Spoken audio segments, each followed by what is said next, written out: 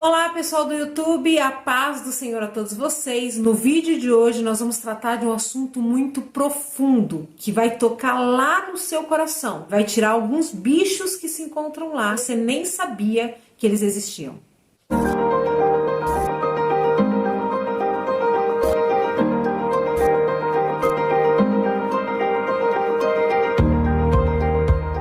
Pessoal, antes de começar o assunto do vídeo, já quero pedir para você que ainda não é inscrito nesse canal, se inscreva aqui embaixo, não saia daqui sem se inscrever. Clica aqui também no sininho das notificações para você ser avisado dos próximos vídeos e não se esqueça de me seguir lá no Instagram, Kelly Salles Oficial. Eu apareço todos os dias por lá, respondo todo mundo pelo direct e eu tenho bastante conteúdo espiritual por lá também. Bom pessoal, no vídeo de hoje eu vou falar com vocês a respeito do primeiro altar do tabernáculo de Moisés. Você chegou aqui nesse canal pela primeira vez, você provavelmente não assistiu meus últimos vídeos e você não sabe do que eu tô falando. O tabernáculo de Moisés, ele é a simbologia da oração que nós fazemos. É um modelo de oração muito usado, muito utilizado por muitas pessoas, não fui eu que inventei, mas é um modelo muito eficaz de oração que vai te fazer orar pelo menos 1 hora por dia. Esse vídeo que fala sobre essa oração do tabernáculo já tem aqui no meu canal, vou deixar o link aqui embaixo no box de informações e depois você vai lá assistir. Mas em resumo, o tabernáculo que Moisés construiu lá no deserto, gente, ele é uma simbologia daquilo que Deus estava nos mostrando de como seria o serviço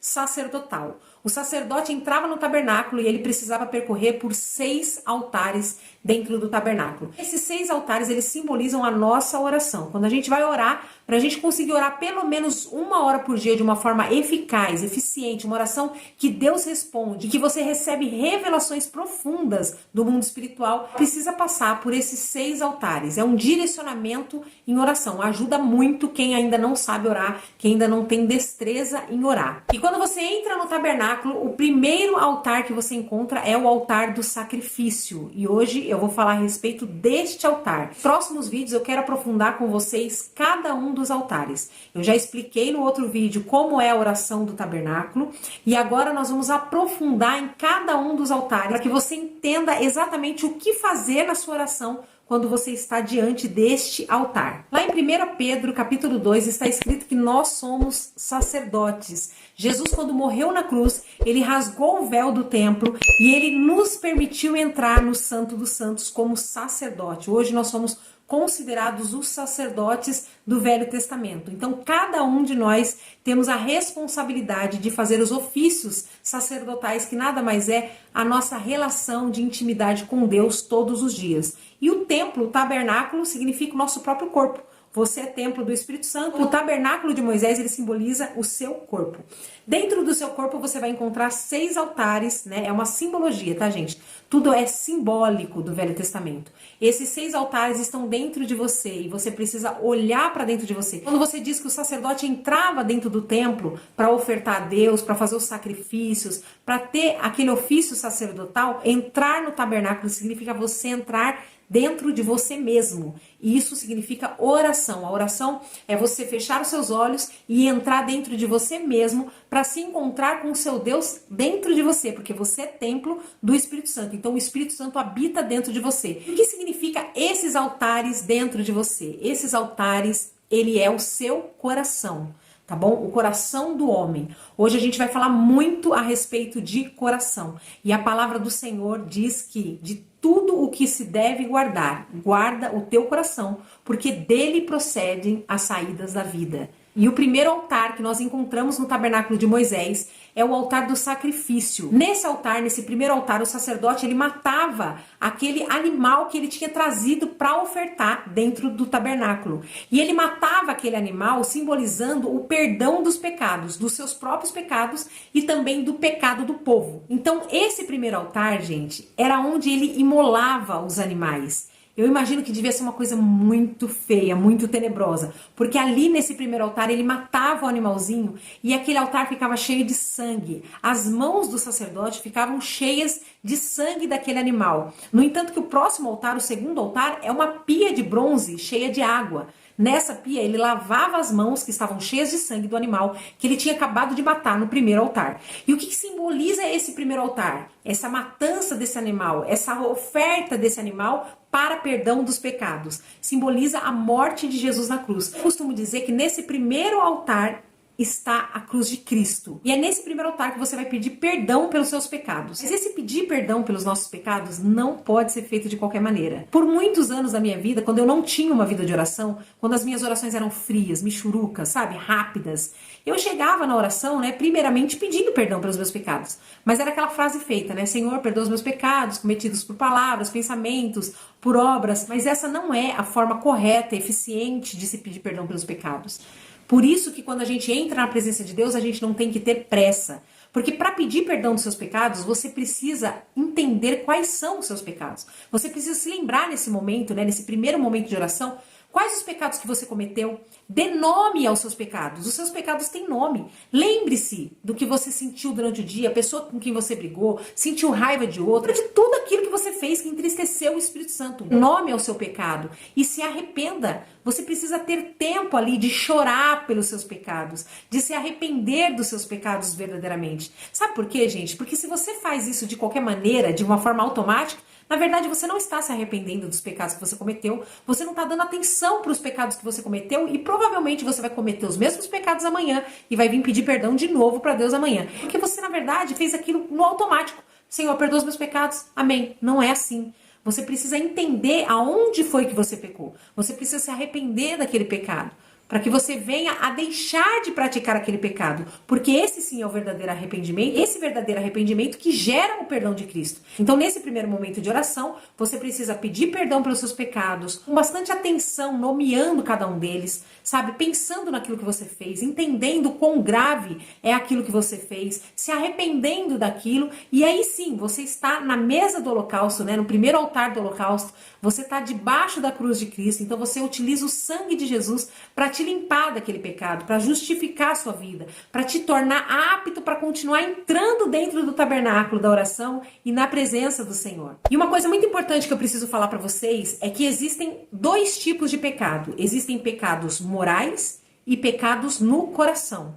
É muito importante que você entenda isso, porque os pecados morais, eles muito chamam a atenção da igreja, né? Quando alguém peca um pecado moral, todo mundo desce o rei, a pessoa fica disciplinada, é fácil dela identificar, nossa, caí em pecado, utilizei pornografia, utilizei masturbação, roubei alguém, contei uma mentira. Identifica os seus pecados morais muito mais rápido do que você identificaria um pecado no coração. Consequentemente, por causa disso, se torna muito mais fácil você entender que pecou, você se arrepender por aquele pecado e você abandonar aquele pecado. Agora, acontece que quando você comete um pecado no coração, você tem muita dificuldade, primeiramente, de entender que você está cometendo aquele pecado. São pecados ocultos. Algumas vezes nem aparecem em atitudes, em palavras. Não. Às vezes ele está escondido lá no seu coração e você nem percebe. É por isso que Davi, quando ele orava, ele dizia para Deus esquadrinhar o coração dele. Ele dizia, sonda o meu coração, vê se há em mim algum caminho mau. Se Davi pedia para que Deus visse o coração dele e identificasse um caminho mau ali, é porque ele entendia que existiam caminhos maus no coração dele. Ele nem se dava conta que ele estava caminhando por ele. E é nesse momento, nesse primeiro altar do holocausto, que você precisa gastar tempo orando pelos pecados ocultos do seu coração. Você precisa orar para que Deus identifique aquilo que tem de podre, de ruim dentro do seu coração e que Ele traga para fora, que Ele traga à tona, que Ele te mostre aquilo que precisa ser mudado. Somente com a ajuda do Espírito Santo é que isso vai acontecer. E acreditem em mim, quando você começar essa jornada de oração, pedindo que Deus te revele os pecados ocultos do seu coração, Ele vai fazer isso. Ele fez isso comigo e eu simplesmente entrei em choque. Eu achava, gente, que eu era uma pessoa muito humilde, principalmente porque eu era muito humilhada. Eu sou uma pessoa muito humilhada. Eu passo muitas humilhações durante o meu dia a dia, sabe? Eu sou aquela pessoa que aonde eu trabalho, eu sou muito humilhada. Então, eu sempre comentei isso com as pessoas. Nossa, eu sou humilhada todos os dias. A humilhação é um ambiente que eu me sinto confortável, porque eu já tô acostumada, eu sou humilhada todos os dias. E eu pensava, gente, na minha cabeça, que eu era humilhada todos os dias justamente porque eu era uma pessoa humilde. Só que olha só, depois que eu comecei essa jornada de oração, o Espírito Santo foi trazendo tantas coisas que estavam ocultas dentro do meu coração que eu percebi que não, era justamente o contrário. Por eu ser uma pessoa muito orgulhosa, por causa do orgulho que estava oculto dentro do meu coração, Deus permitia que eu fosse humilhada todos os dias. É a única forma que Deus tem de tratar o orgulho, humilhando a pessoa. A Bíblia diz que ele abate o soberbo. Então, como eu não entendia que eu era orgulhosa, muitas atitudes minhas que são sim frutos do orgulho, eu não entendia que era. E eu achava que era uma pessoa humilde. Aí eu fui entender que meu coração era podre, podre, podre, cheio de orgulho. E que por isso eu precisava ser abatida, humilhada, com a permissão de Deus, porque Ele queria tratar em mim esse sentimento. Gente, o orgulho é o pior sentimento para a humanidade. Todos nós somos atacados pelo orgulho. Se você tá aí do outro lado dizendo não, eu não tenho orgulho, você pode ter certeza que isso já é sinal de que o orgulho tá te cegando. Porque o orgulho era aquele sentimento que existia dentro do coração de Satanás. Um dia eu quero fazer um vídeo somente sobre esse sentimento do orgulho. Mas por hoje eu quero dizer para você que você, a partir de hoje, precisa gastar tempo na oração, no primeiro altar do holocausto, pedindo que Deus remova todo o lixo que existe dentro de você. E você tá vivendo numa boa, achando que não tem nada. Acontece que é esse lixo, são esses pecados ocultos que existem no teu coração, que muitas vezes estão travando a sua vida, estão impedindo que você evolua na sua vida espiritual, impedindo o seu relacionamento com Deus. Porque o orgulho, gente, ele é tão danoso pro ser humano, e ele é tão sutil, que até pelo fato de você começar a orar, Satanás já coloca orgulho no seu coração, querendo que você se sinta melhor do que os outros, porque agora você tem uma vida de oração, porque os outros não são tão espirituais quanto você. Olha aí o orgulho entrando na vida do crente através da vida de oração. Eu posso dizer pra vocês, gente, que eu descobri por que a gente tem que orar até o último dia da nossa vida. Porque a oração é um caminho sem volta e é um trabalhar de Deus na sua vida todo dia. E é um longo trabalhar, um longo caminho. Sabe, todos os dias ele vai mexendo um pouquinho, vai mexendo um pouquinho. Às vezes você dá 2 passos para trás, aí volta na oração, continua trabalhando, até tornar o seu coração um lugar digno. Um altar digno de receber o fogo de Deus. O fogo de Deus descia no altar no Velho Testamento. É por isso que o altar é o seu coração. É lá que desce o fogo de Deus. E o fogo de Deus só desce quando a gente reconstrói o altar como Elias fez. É isso que Deus quer que a gente faça em oração. Que todos os dias nós vamos lá e juntamos as pedrinhas do nosso coração e arrumamos o altar do nosso coração para que ele venha a descer fogo neste altar. E se eu não fizer isso, irmã Kelly, se eu passar pelo primeiro altar sem querer descobrir o que tem de podre dentro do meu coração, sem gastar tempo nisso, sem conseguir olhar para mim mesmo e remover todo o lixo que tem lá dentro, simplesmente você não consegue entrar na presença de Deus. Você pensa que entrou, você pode perder tempo orando achando que entrou, mas se o seu coração está sujo diante de Deus, Deus não recebe a sua oração. Na verdade, você não se tornou digno de entrar no tabernáculo e na presença de Deus, porque o sangue de Jesus que está lá nesse primeiro altar, ele é poderoso sim para perdoar todo o pecado que você se arrepende, todo o pecado que você confessa, todo o pecado que você deixa. Se você não entende que você está pecando naquela área do seu coração, você não consegue se arrepender, não consegue confessar, muito menos deixar esse sentimento. O orgulho, a inveja, a soberba, a arrogância, tudo isso permanece na tua vida. E isso te impede de entrar no tabernáculo. Isso te impede de entrar lá no Santo dos Santos, na presença de Deus. Posso dizer para vocês que esse primeiro altar eu considero o principal de toda a oração. Ele representa justamente a justificação da nossa vida através da morte de Jesus na cruz. E o que seria de nós se Jesus não tivesse feito isso? Se nós não tivéssemos o sangue de Jesus? Definitivamente nós não poderíamos entrar na presença de Deus. Você precisa a partir de hoje levar a oração não como um meio que você tem de ganhar algo de Deus. Ela também é um meio que Deus tem de ganhar algo de você, de tirar algo de você, de colocar algo em você, de trabalhar na sua vida espiritual. Então, se você não faz essa limpeza do teu coração no sangue de Jesus, você continua o mesmo. Você pode passar 1 hora de joelhos ali orando, mas quando você levanta da oração, você levanta do mesmo jeito que você ajoelhou. São aquelas pessoas que oram e que levantam piores do que se ajoelharam. Porque dentro do coração delas e através delas vão fluir águas amargas. Tiago capítulo 3, a Bíblia pergunta: poderá sair da mesma fonte água doce e água amarga?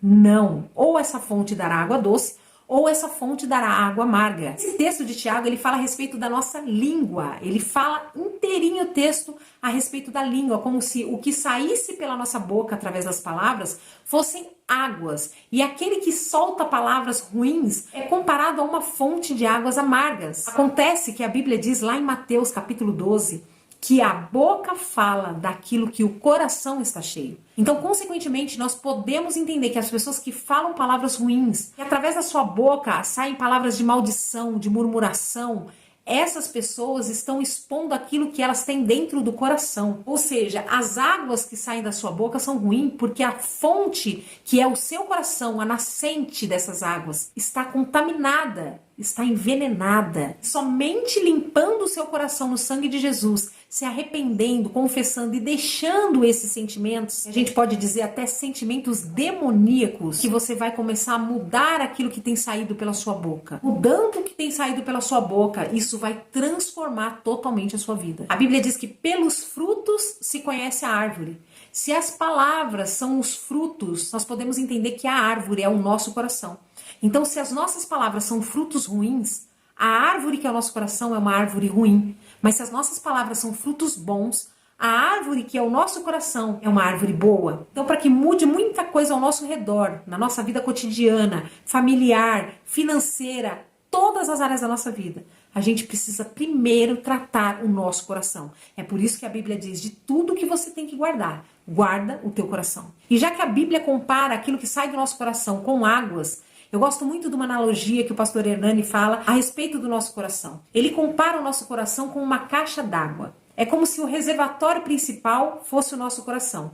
E depois desse reservatório, como toda caixa d'água, sai um cano que vai levar essa água para fora, que é aquela água que nós vamos jorrar para que os outros recebam de nós, seja águas limpas ou águas sujas. E ele explica que quando a pessoa comete pecados morais, que são aqueles pecados que a gente falou no começo do vídeo, o adultério, o roubo, a fornicação, a prostituição, tudo isso significa que você tem barro no cano por onde essa água que sai da tua vida passa. Se um cano tem barro dentro dele, o que acontece? A água sai suja ou sai limpa? Ela sai suja, sai barrenta, sai escura. E as pessoas olham e logo identificam, essa água não é boa para beber, por causa da cor, do cheiro, porque a lama está no cano daquela água. Acontece que quando os pecados são ocultos e são no nosso coração, é como se tivesse um sapo vivendo dentro da caixa d'água. Se esse sapo vive dentro da caixa d'água, como é que sai a água pela torneira?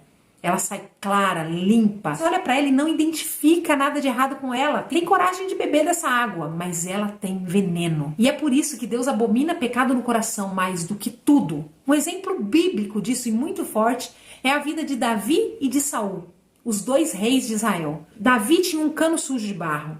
Ele cometia seus pecados, mas ele se arrependia. Ele de fato queria a presença de Deus. O coração dele era limpo. No entanto, que a palavra diz que ele era um homem segundo o coração de Deus. Acontece que Saul não. Os pecados de Saul era soberba, era o orgulho, eram pecados escondidos lá no profundo do coração. Se você for perguntar sobre o pecado de Davi e de Saul para qualquer pessoa, as pessoas vão dizer que os pecados de Davi foram muito mais graves que o de Saul. Porém, Davi recebia o perdão de Deus, porque o coração de Davi era limpo. Quando Saul era confrontado pelo seu pecado, pelo seu coração ardiloso, ele arrumava desculpas. Ele dizia, não, eu não matei esses bois, esses bezerros para adorar a Deus. Encobria o seu pecado e ele se desespera no momento em que ele perde a coroa. Quando o profeta diz para Saul, o teu reino passou. A partir de hoje você é um rei rejeitado por Deus. Quando o profeta toca na coroa, no reinado de Saul, ele se desespera. Porque o coração dele estava ali, no orgulho de ser o rei de Israel. Acontece que quando Davi peca,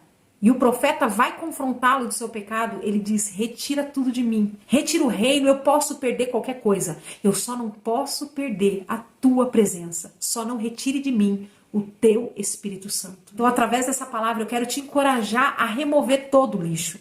Seja ele grande, pequeno, eu não sei o que tem oculto no teu coração. Provavelmente nem você sabe.